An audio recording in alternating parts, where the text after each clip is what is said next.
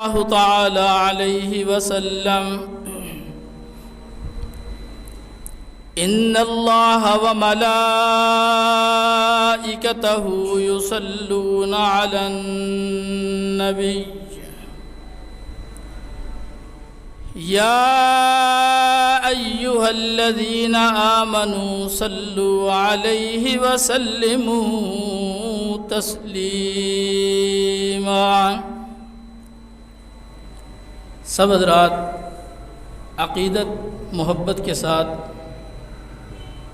جناب نبی کریم صلی اللہ علیہ وسلم کی ذات اقدس پر ہدیہ عقیدت پیش کرتے ہوئے درود پاک پڑھیں۔ اللہم صلی علی سیدنا و مولانا محمد وعلى آل سيدنا ومولانا محمد وبارك وسلم ثم صل عليه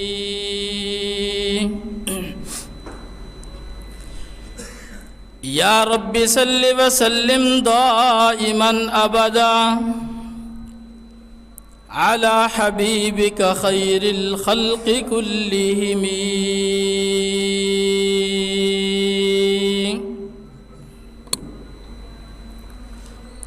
انتہائی واجب الاحترام دوستوں اور بزرگوں، رمضان المبارک کا مبارک اور محترم مہینہ اپنے اختتام کو پہنچنے والا ہے۔ ایک مسلمان کے لیے جو اس کے احترام کو بھی سمجھتا ہو، اس کی قدر و قیمت کو بھی سمجھتا ہو، اس کو پتہ ہے کہ رمضان کا جانا کتنا بڑا ہمارے لیے لمحہ فکریہ ہے۔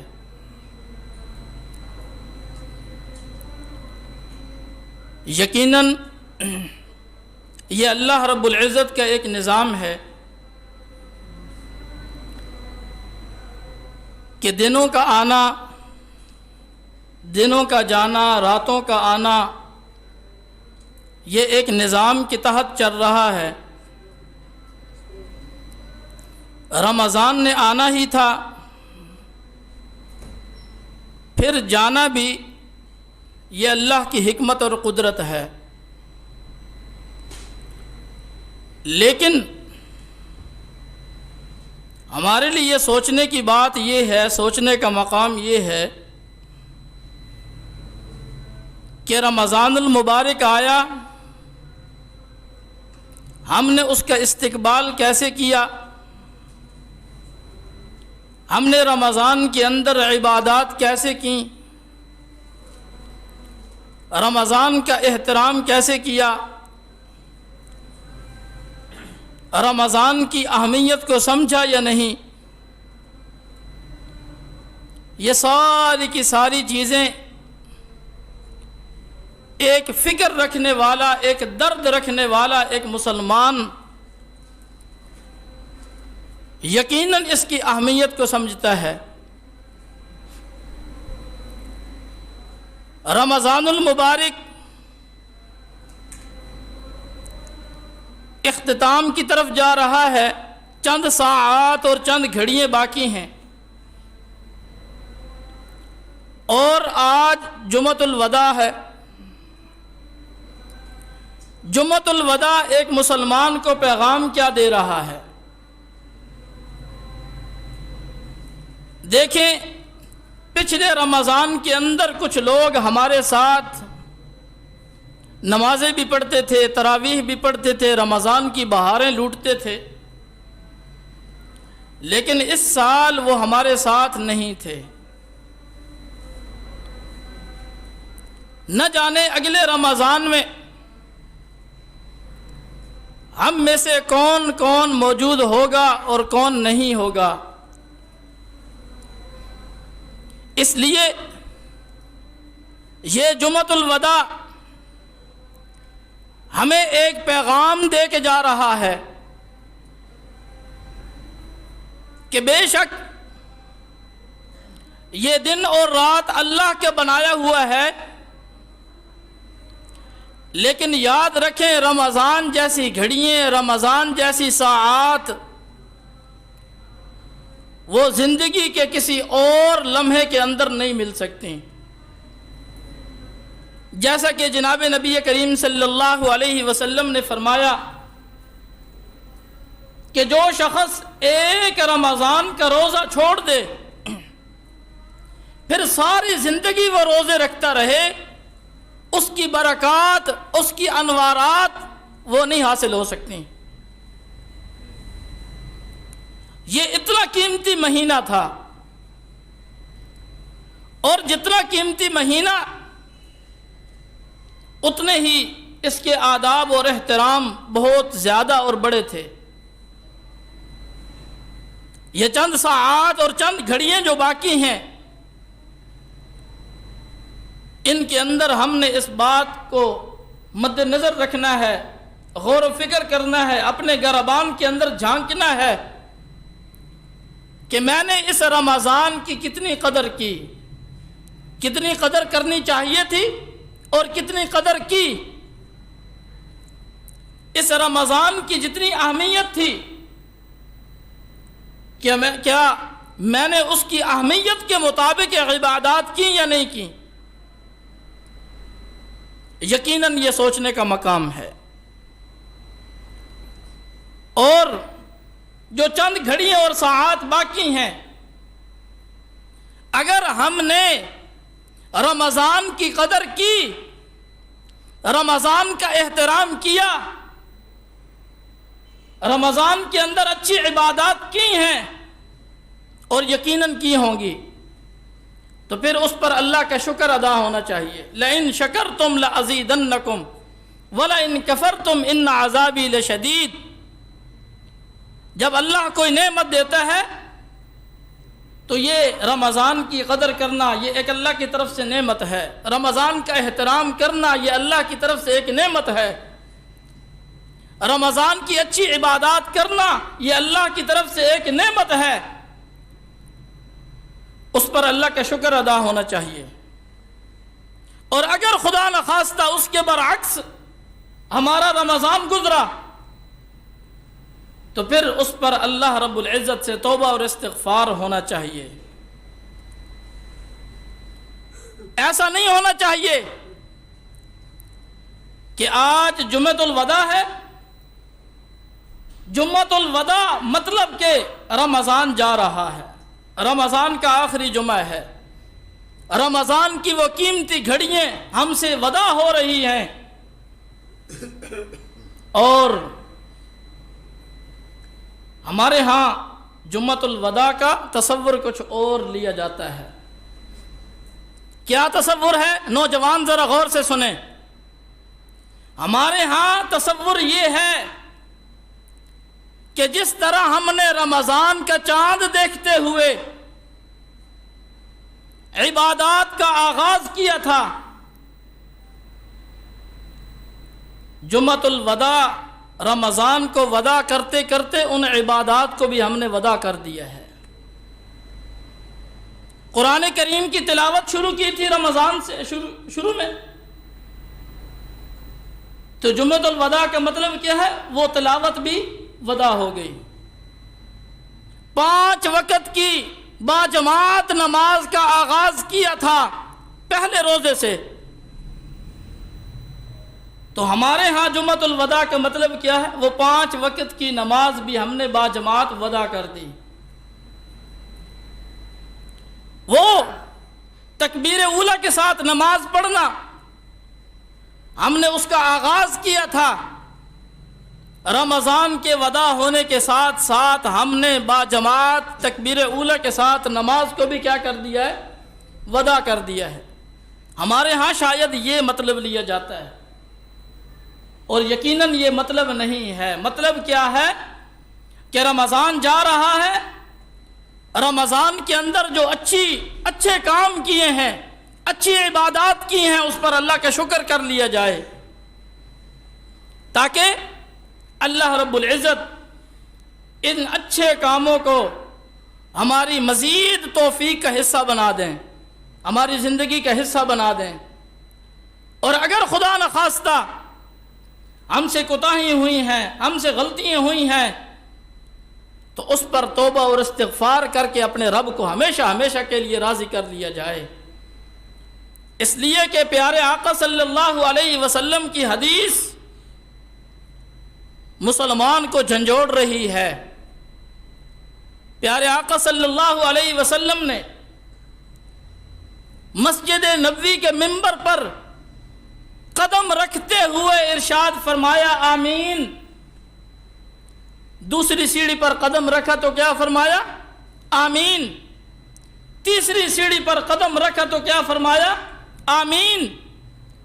صحابہ نے پوچھا یا رسول اللہ یہ عمل پہلے کبھی دیکھا نہیں ہے، کبھی سنا نہیں، اس کا مطلب کیا تھا؟ ذرا وضاحت فرما دیں۔ پیارے آقا نے فرمایا کہ جبرائیل امین تشریف لائے تھے اور وہ چند دعائیں مانگ رہے تھے، مجھے وہ دعائیں پسند آئیں، میں نے ان پر آمین کہا ہے۔ ان میں سے ایک دعا جو ہمیں یقیناً جھنجھوڑ دے گی کہ تباہ و برباد ہو جائے وہ شخص جس کی زندگی میں رمضان آئے پھر وہ اس رمضان کی قدر نہ کر سکے۔ تو مجھے یہ دعا بڑی پسند آئی کہ اللہ نے موقع دیا، پورا رمضان زندگی میں آیا، جبکہ ایک سیکنڈ میں اللہ راضی ہو جاتا ہے۔ یہ تو پورے 30 دن تھے،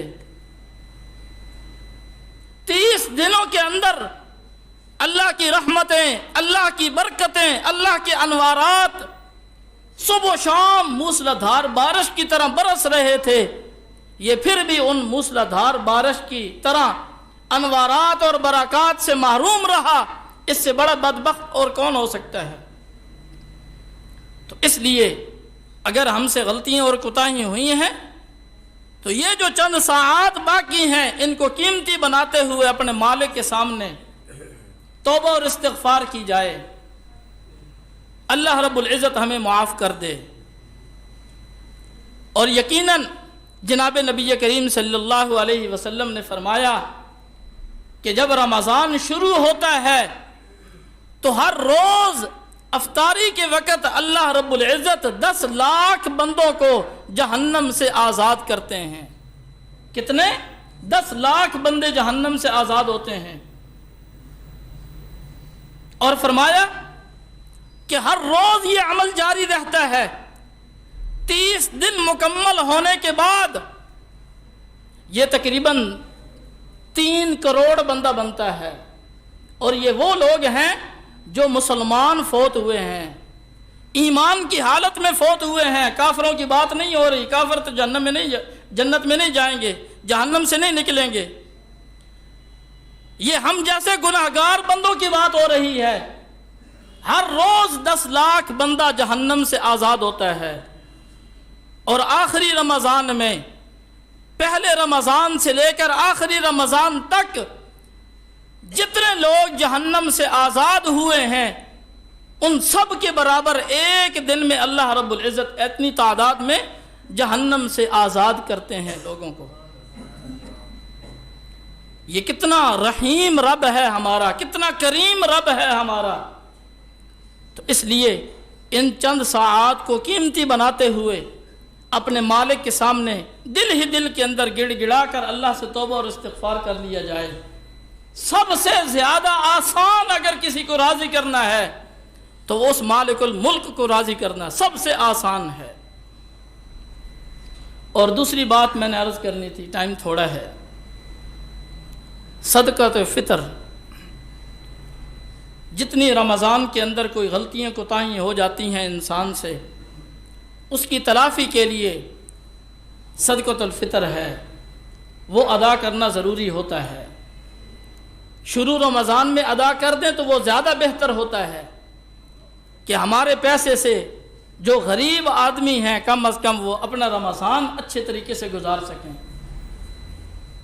اور اگر آخری دنوں کے اندر بھی کوئی دینا چاہے تو وہ ادا ہو جاتا ہے، ضروری ہے، واجب ہے۔ تو صدقۃ الفطر کس پر واجب ہوتا ہے؟ یاد رکھیں، جس پر زکوٰۃ فرض ہوتی ہے اس پر صدقہ فطر واجب ہوتا ہے۔ یعنی اتنی مقدار جس کے پاس مال موجود ہو، اس سال کم و بیش جو نصاب نکلا ہے وہ 1,03,000 روپے ہے۔ جس کے پاس 1,03,000 روپے کی بقدر پورا سال مال موجود رہا، اس پر زکوٰۃ فرض ہو گئی، وہ زکوٰۃ دے گا، چاہے وہ سونا ہو، چاندی ہو، سب کو ملا کر مال تجارت ہو، پلاٹ اس نیت سے خریدا ہو کہ میں نے اسے بیچنا ہے، مکان اس نیت سے خریدا ہو کہ میں نے اسے بیچنا ہے، گاڑی اس نیت سے خریدی ہے کہ میں نے اس کو بیچنی ہے، ان سب کو ملا کر 1,03,000 کی بقدر اگر مالیت بنتی ہے تو اس پر زکوٰۃ فرض ہے۔ جس پر زکوٰۃ فرض ہے اس پر صدقہ فطر واجب ہے۔ ان دونوں میں فرق کیا ہے؟ فرق یہ ہے کہ زکوٰۃ کی مقدار پر سال گزرنا ضروری ہے، صدقہ فطر کے لیے سال گزرنا ضروری نہیں۔ آج ہی شام کو اگر کوئی بچہ پیدا ہوا تو اس کی طرف سے ادا کرنا ضروری ہے۔ اگر آج ہی بندہ سارا سال غریب رہا، آج ہی مالدار ہوا ہے، آج ہی اس کے پاس اتنا مال آ گیا ہے، تو اس پر بھی صدقہ فطر واجب ہو جائے گا۔ صدقۃ فطر کس کو دینا چاہیے؟ تو فرمایا کہ سب سے زیادہ جو قریبی رشتہ دار ہیں وہ اہل ہیں کہ ان پر مال خرچ کیا جائے، ذوی القربہ سب سے پہلا مصرف ہے۔ اس کے بعد پھر یتیم، مساکین اور مسافر، وہ سارے مصارف آتے ہیں۔ تو بہترین مصرف وہ ہے جہاں غریب طالب علم اللہ کا قرآن پڑھیں، اس لیے کہ صبح سے لے کر شام تک، شام سے لے کر صبح تک ان کی سوچ ہی یہی ہوتی ہے، ان کا کام ہی یہی ہوتا ہے، اللہ اور اس کے رسول صلی اللہ علیہ وسلم کے نام کو بلند کرنا، اللہ کے قرآن کو یاد کرنا۔ اپنے قریبی رشتہ داروں کے بعد اگر سب سے زیادہ اگر کوئی اہل ہے تو وہ غریب طلبہ ہے۔ تو اس لیے جمعۃ الوداع ہے، تو اس رمضان کے وداع ہونے کے ساتھ ساتھ ہم نے جو نئی عبادات شروع کی تھیں، قرآن کریم کی تلاوت شروع کی تھی، اس کو وداع نہ کیا جائے۔ اسی طرح باجماعت نماز پڑھنے کا اہتمام شروع کیا تھا، اس کو وداع نہ کیا جائے۔ تکبیر اولیٰ کے ساتھ نماز کا آغاز کیا تھا، رمضان کے وداع ہونے کے ساتھ ساتھ ان نیکیوں کو وداع نہ کیا جائے۔ اللہ رب العزت ہمیں رمضان کی جیسی قدر کرنی چاہیے تھی، اگر اس کے اندر سستی اور کوتاہی ہو گئی ہے تو یہ کوتاہی اللہ ہماری معاف فرمائے۔ سنت پر